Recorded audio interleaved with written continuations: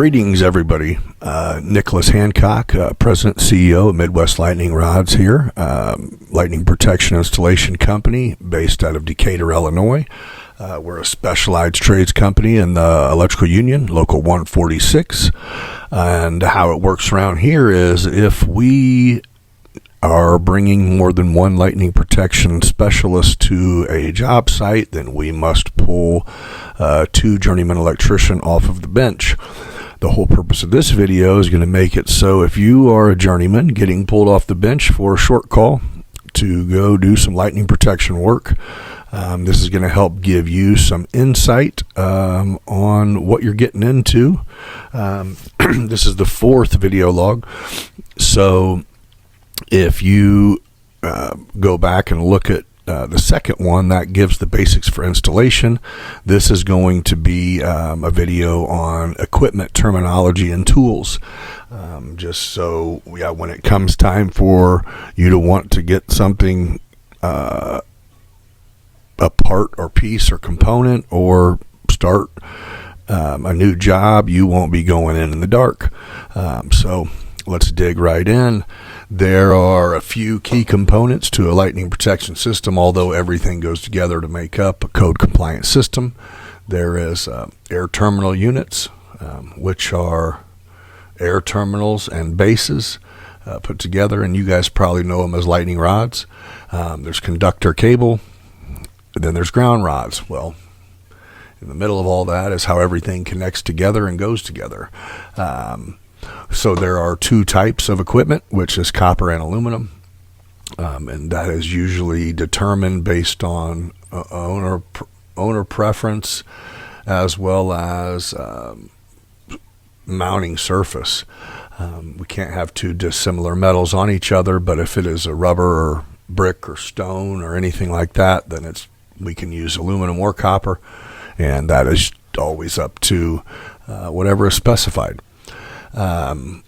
In the two categories of aluminum and copper, there is also class 1, class 2 components, and class 1 components are for structures that are under 75 feet in height.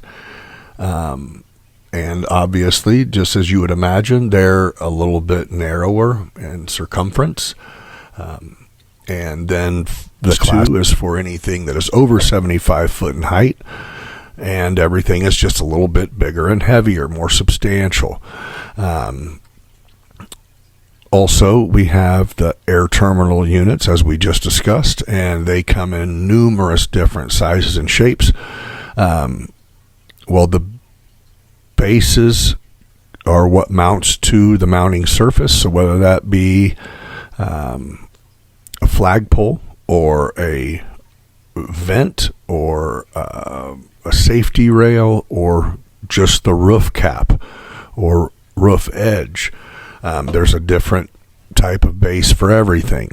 What we carry and use most generally are universal mount bases, and they can be mounted horizontally or vertically, and they come in aluminum and copper. And we usually use these along with adjustable adapters, because even on flat roofs or flat roof caps, they still have to maintain a slope for water runoffs. They're not truly flat. We like to make it so from the ground, the air terminal unit looks like it's sticking straight up perpendicular to the roof. In order to accomplish that, we have to use an adapter. Excuse me. So, air terminal bases, they're specialty bases, the universal bases, and then of course there's ridge mount bases for gable roofs. And these are very pliable. You can bend these to fit however steep the ridge is, pretty effortlessly. And then once they're fastened, they stay intact, and they stay exactly how you leave it. The majority of the time, whenever we are mounting to a surface, if we can, we adhesive mount using M1 structural adhesive. And as we string cable from air terminal to air terminal unit and then to the ground, it has to be secured every 3 foot. There's options on how we do that. If we are using adhesive mount components, then we use adhesive mount cable holders. They get adhered every 3 foot. We have to let it set up for at least a day and then come back, bend the ears over, we string the cable through. If we're mounting to something metal or something wood or some siding or basically anything we're not gluing to, then we would use loop fasteners. And how it works with loop fasteners is just like you can see, the loop or the clip basically chokes the cable and creating one hole for a screw or nail or anchor to go through. And yeah, if we're mounting to brick, then we would use a hammer drive anchor, lead anchor. If we are mounting to metal, we use a Tech screw, self-tap Tech screw. And if we're mounting to any type of siding, if it's vinyl siding, then we would pre-drill a hole, but then we just use a number 8 nail to fasten every 3 feet. Again, how we mount is going to be dependent on how the system was designed, which if you're on site to install, all that's already been decisions have already been made. Okay, so along with as you fasten cable, along with that goes with how cable fastens to each other. For instance, if we are making a perimeter around a roof and there is something, a chimney or something that has to come down, then there'll be a cable tail coming up to our main run of cable. These are parallel connectors, which we call doubles.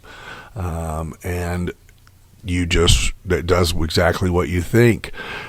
Keeping in mind when you're connecting the cable to other cable, you have to maintain a 9-inch or greater bend radius.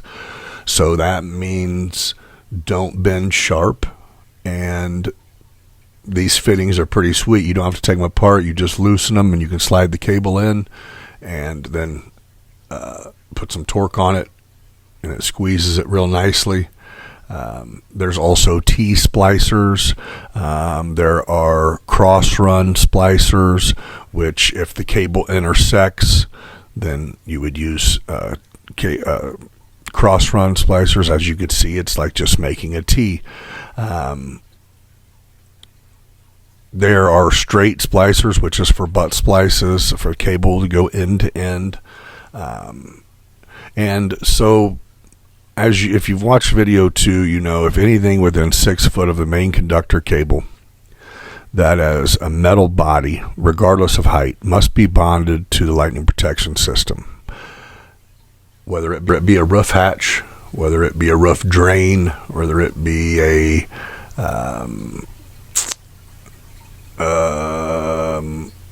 safety rail, soil pipe,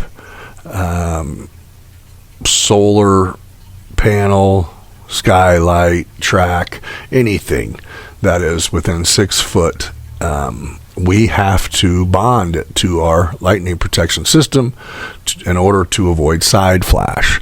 So there's numerous ways to do that. Obviously, if it's round, it will require a different connection than if it's flat. But for flat surfaces, we have multi-purpose clamps. We have numerous kinds of bonding lugs. And they do exactly as you would think. You put a couple screws into it to mount it.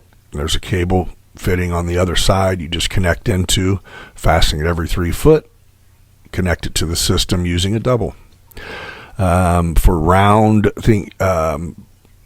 rooftop extremities that are round, like soil pipes, tie-off stanchions, safety rail, we use what is called bonding strip, and we strap it and we choke it, put a UL approved fitting on the side that the holes are on, and then connect it right over to our system, just like shown in this picture. So we pretty much are just creating our own fitting here, which you can buy tailored to size, but we don't really know what all is going to be on a roof until we get there most of the time. So it works out to be able to create our own.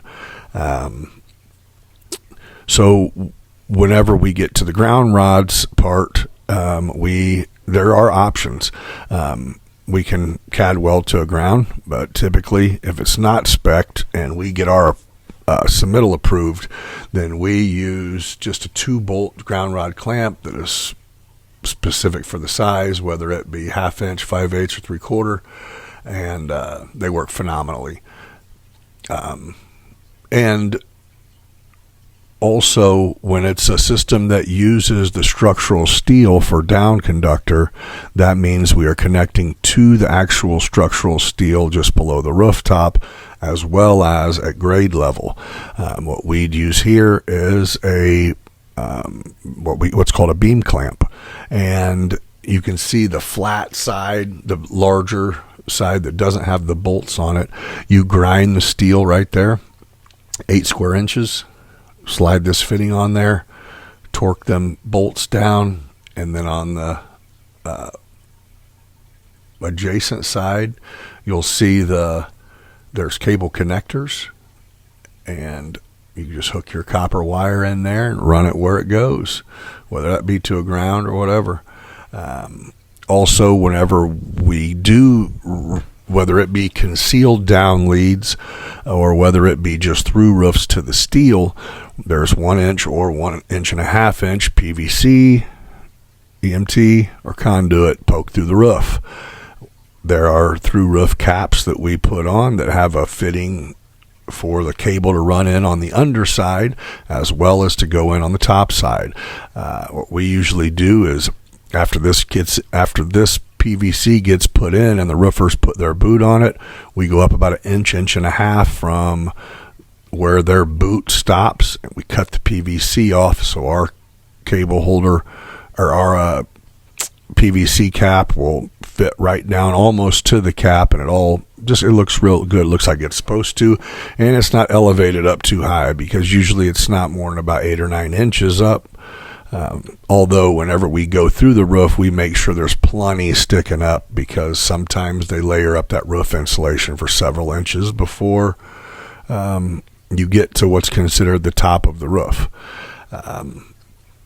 But yeah, so air terminal units, conductor cable, cable fasteners, cable connectors, bonding lugs, beam clamps, ground rod clamps.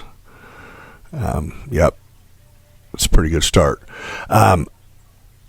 Secondly, tool bag. Hand tools that we carry, and we even provide a bag of these tools for guys who come on site. But I think most people have them.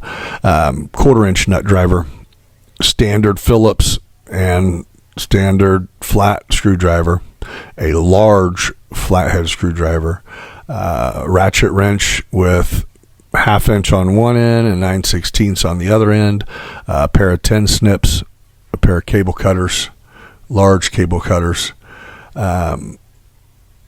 caulking gun, just regular caulking gun, or standard size caulking gun.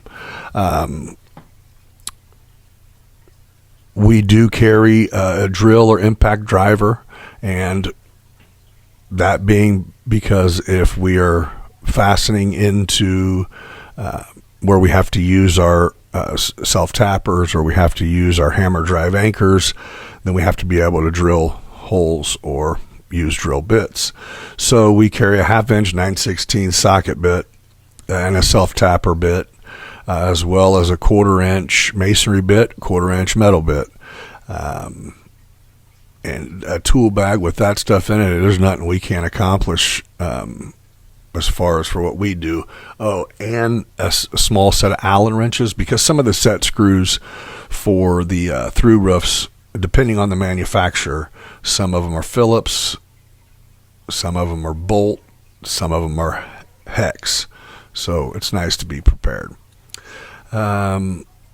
on the side of the Journeyman showing up, this should be nothing new to you, but hard hat, safety glasses, high vis shirt or vest, and boots.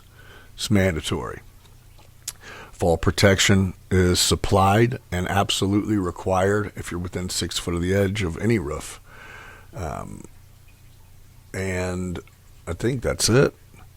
I wanted to try to keep this kind of short to be able to get to my point. But again, hopefully this was helpful, and it will be if you're getting ready to come to work. At least you'll be able to put the images along with the terminology, and you'll know what you're getting into. I want to thank you guys for your time. If you have any lightning protection needs whatsoever, feel free to reach out. lightningstrikes-weprotect.com, or you can give us a call, 217-872-4676. Again, Nicholas Hancock, Midwest Lightning Rods. Thank you for your time, and see you on the next one. Be blessed.